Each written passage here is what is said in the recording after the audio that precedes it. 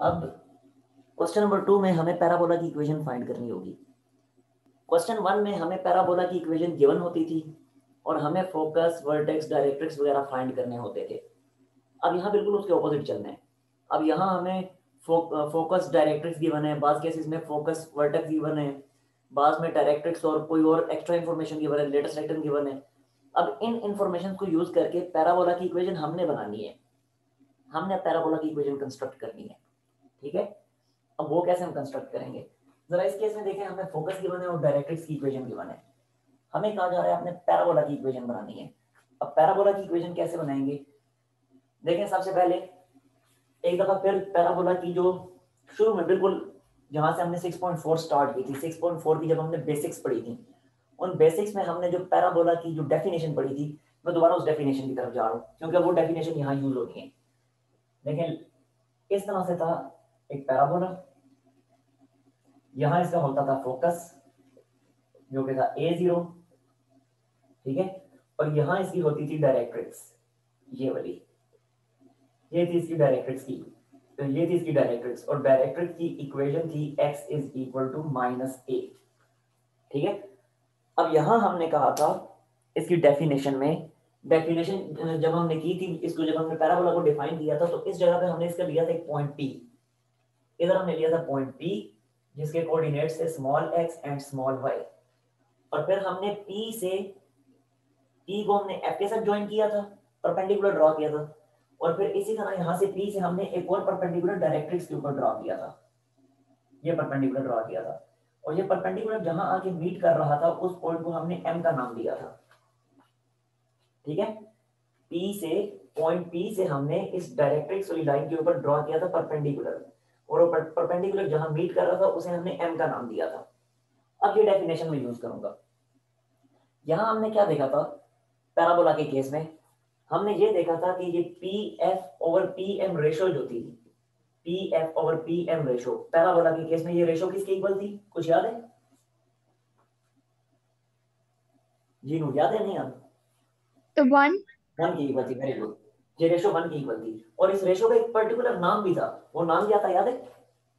Yes sir, eccentricity, yes, eccentricity. Eccentricity, eccentricity, और उसको denote किया था हमने ई से, स्मॉल ई से, और हमने यही तो कहा था कि इसेंट्रिसिटी जो होती है पैराबोला के केस में 1 की इक्वल होती है, मींस कि ये रेशो जो है, ये रेशो ये 1 की इक्वल होती है। अच्छा देखें, जब ये रेशो 1 की इक्वल है तो इसका मतलब है कि पैराबोला के केस में पी एफ डिस्टेंस और पी एम डिस्टेंस ये थे आपस में इक्वल, फिर इक्वल ही बन जाते हैं ना।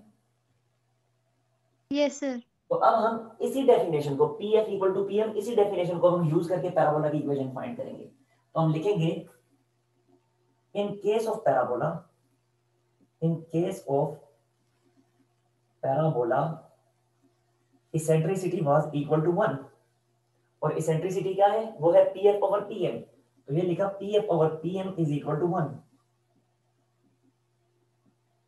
ठीक है, तो यहां से पी एफ इक्वल बन गया P F is equal to P M, P F और पी एम इक्वल हो गए। अब हम क्या करेंगे, पी और एफ पे हम अप्लाई करेंगे डिस्टेंस फार्मूला, क्योंकि पी एफ डिस्टेंस है, तो डिस्टेंस फार्मूला हम अप्लाई करेंगे पी और एफ पे। और पॉइंट पी जो है, वो पॉइंट पी क्या है, वो एनी आर्बिट्रेरी पॉइंट है, वो इस पूरे के पूरे पैराबोला पे कोई भी पॉइंट हो सकता है, और उसका नाम हमने ये रखा था पी, जिसका कोऑर्डिनेट स्मॉल एक्स है, एक्स कोऑर्डिनेट स्मॉल एक्स और वाई कोऑर्डिनेट को स्मॉल वाई का नाम दिया था। तो वो पॉइंट पी में यहाँ पे इस जगह पे लिख देता हूँ, लिखने की मुझे याद नहीं रही, तो ये लिख लेना P X Y the any point on parabola. तो अब हमने पी और एफ पे डिस्टेंस फार्मूला अप्लाई करना है, तो देखें पी के कोऑर्डिनेट्स है एक्स वाई, एफ के -3 1, तो जब डिस्टेंस फार्मूला अप्लाई करेंगे तो ये बन जाएगा x प्लस 3 का होल स्क्वायर प्लस के साइन के बाद y माइनस 1 का whole square inside the square root is equal to pm distance. अब pm डिस्टेंस ये देखें, ये वाला डिस्टेंस pm डिस्टेंस है। अब p और m पे हम डिस्टेंस फार्मूला अप्लाई नहीं कर सकते, इसलिए कि पॉइंट m के कोऑर्डिनेट्स हमें कभी भी गिवन नहीं थे। अलबत्ता एक टेक्निक हम यूज कर सकते हैं, अगर आप गौर से देखें तो ये पॉइंट m जो है इस डायरेक्ट्रिक्स के ऊपर लाई करता है। ठीक है, तो जब पॉइंट m इस डायरेक्ट्रिक्स के ऊपर लाई करता है तो हमने वो फार्मूला सीख रखा है कि किसी भी पॉइंट और लाइन के दरमियान डिस्टेंस हम कैसे फाइंड करते हैं, distance between point and line तो इस पूरी डायरेक्ट्रिक्स वाली लाइन और इस पॉइंट पी के दरमियान जो डिस्टेंस होगा वो ये होगा परपेंडिकुलर की जो लेंथ है। और ये परपेंडिकुलर की लेंथ हम कैसे फाइंड करते थे, अगर आपको कुछ याद हो तो ये वाला फार्मूला हम यूज करते थे, ax1 plus by1 plus c mod divided by under root a square plus b square. ठीक है, तो अब यही वाला फार्मूला हम यूज करेंगे पीएम डिस्टेंस फाइंड करने के लिए। अब देखें जरा, पीएम डिस्टेंस हमने फाइंड करना है तो इसके लिए फिर हमारे पास इस डायरेक्ट्रिक्स की इक्वेशन मौजूद होनी चाहिए। तो डायरेक्ट्रिक्स की इक्वेशन में गिवन है x इक्वल टू 3। तो उस डायरेक्ट्रिक्स की इक्वेशन को पहले स्टैंडर्ड फॉर्म में कन्वर्ट करें तो ये क्या बनेगा, x इक्वल टू 3 को हम लिख सकते हैं x minus 3 is equal to 0। ठीक है, अब मुझे बताएं कि अगर इस वाली इक्वेशन को मैं कंपेयर करूं इस इक्वेशन के साथ ax plus by plus c equal to 0, तो मुझे बताएं कि a की वैल्यू क्या होगी इस डायरेक्ट्रिक्स की इक्वेशन के लिए। 1 1 होगी, बिल्कुल ठीक है 1। अब आगे लिखना है हमने, देखिए ये वाला फॉर्मूला है ना, आगे हमने x1 पॉइंट लिखना है। x1 पॉइंट वो पॉइंट होता है, x1 पॉइंट उस पॉइंट का x कोऑर्डिनेट होता है कि जिस पॉइंट से लाइन का डिस्टेंस हमने फाइंड करना होता है। अब मुझे बताएं कि इस पर्टिकुलर केस में कौन सा पॉइंट है जिसका डिस्टेंस हमने लाइन से फाइंड करना है। x पॉइंट पॉइंट मुझे बताना पॉइंट p p। तो इसके x कोऑर्डिनेट को हम लिखेंगे यहाँ पे, तो इसका x कोऑर्डिनेट है x, तो ये फिर मैं लिखूंगा 1 इंटू x प्लस का साइन। अब है by1, तो अब इसको फिर डायरेक्ट्रिक्स वाली इक्वेशन को कंपेयर करें इसके साथ, तो b की वैल्यू क्या बनती है, 0 बनती है। 0 यस, और अब हमने आगे क्या लिखना था, b के बाद y1, यानी उस पॉइंट का y कोऑर्डिनेट के जिस पॉइंट का डिस्टेंस हमने लाइन से फाइंड करना है, यानी इस केस में पॉइंट p का y कोऑर्डिनेट, तो ये लिखा इनटू y। ठीक हो गया, आगे है प्लस c। अब इस केस में c क्या है, -3 है, तो ये लिख दिया -3, ये आ गया होल मोड डिवाइडेड बाय, अब नीचे लिखना है a square plus b square.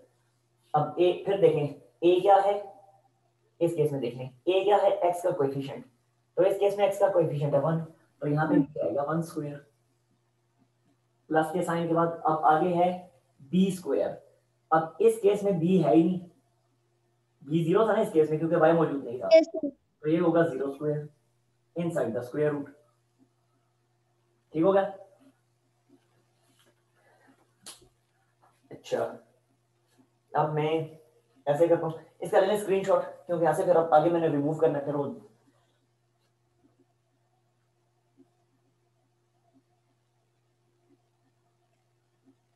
done sir Sure.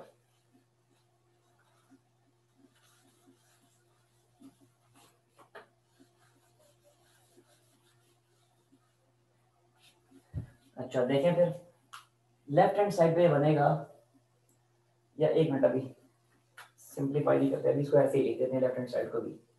ये है x प्लस 3 का होल स्क्वायर प्लस के साइन के बाद y माइनस 1 का whole square is equal to, ये बनता है, वो तो y तो खत्म हो गया, सिंपली बनेगा x माइनस 3 मॉड, ये लिख दिया x minus 3 mod divided by, ये बनेगा नीचे स्क्वायर रूट ऑफ 1 ही आएगा सिंपली। ठीक है, अब हमें क्योंकि हमने इक्वेशन बनानी है तो स्क्वायर रूट को खत्म करना होगा, तो taking square on both sides, दोनों साइडों पे स्क्वायर ले लेते हैं। तो जब दोनों साइडों पे स्क्वायर लेंगे तो ये तो बन जाएगा x plus 3 whole square plus y minus 1 square, क्योंकि स्क्वायर रूट खत्म हो जाएगा। जबकि इसका स्क्वायर लेंगे तो ये बनेगा x माइनस 3 मोड का स्क्वायर। अब अगले स्टेप में इन स्क्वायर्स को एक्सपेंड करें तो बनता है x square plus 6x plus 9, इसी तरह y square minus 2y plus 1 is equal to, इस पे भी होल स्क्वायर का फार्मूला अप्लाई करें तो ये भी बनेगा x square minus 6x plus 9। ठीक है, तमाम टर्म्स को एक ही साइड पे जमा करने, तो जब तमाम टर्म्स को एक ही साइड पे इकट्ठा करेंगे पहले तो ये x स्क्वायर और ये x स्क्वायर कैंसिल हो जाएगा, यानी यहीं पे कैंसिल कर देते हैं। इसी तरह ये प्लस 9 और ये प्लस 9 भी कैंसिल हो जाएगा जब मूव करेगा इस तरफ को। अब बाकी क्या बचा, बाकी बचा 6x plus Y square minus 2y plus 1, और माइनस 6 इस तरफ मूव करेगा तो बनेगा plus 6x is equal to 0। अब जरा ये देखें, ये तो मजीद सिंप्लीफाई करने की जरूरत नहीं है, बस ये लिखा y square minus 2y plus 1 plus 12x is equal to 0. This is equation of parabola जो हमने फाइंड करनी थी। कोई मसला इसमें? No sir. अच्छा स्क्रीनशॉट लेने फिर इसका। आंसर सर इसकी इक्वेशन कौन सी वाली है, जनरल फॉर्म में या स्टैंडर्ड? ये जनरल फॉर्म में है ना। Okay sir. अब चाहे तो दूसरी फॉर्म में कन्वर्ट कर दें, ये मैं उस फॉर्म में कन्वर्ट करके आपको दिखा देता हूँ। सिंपली ये स्क्वायर कंप्लीट हो गया ना, इतना हिस्सा जो है ये वाला, तो ये बनेगा y माइनस 1 का whole square is equal to, ये उधर मूव करेगा तो माइनस 12x, स्टैंडर्ड फॉर्म बन गया जैसे आपका दिल चाहता है। ठीक हो गया?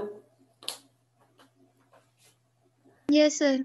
अच्छा अब यहाँ से आगे आप देखें जरा, तो पार्ट नंबर 2 भी ऐसे ही है, पार्ट नंबर 3 भी ऐसे ही है, ये मार्क कर दीजिए। पार्ट नंबर 1 मैंने किया था, 2, पार्ट नंबर 3, पार्ट नंबर 6, ये सब सेम है क्योंकि इन सब पार्ट्स में फोकस और डायरेक्ट्रिक्स गिवन है, तो सब बिल्कुल सेम इसी पैटर्न के अकॉर्डिंग हो जाएंगे। ठीक है? Okay sir.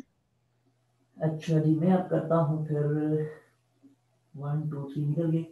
अब पार्ट नंबर 4 की तरफ मैं आ जाता हूँ, फिर टाइम पता नहीं क्या हो गया।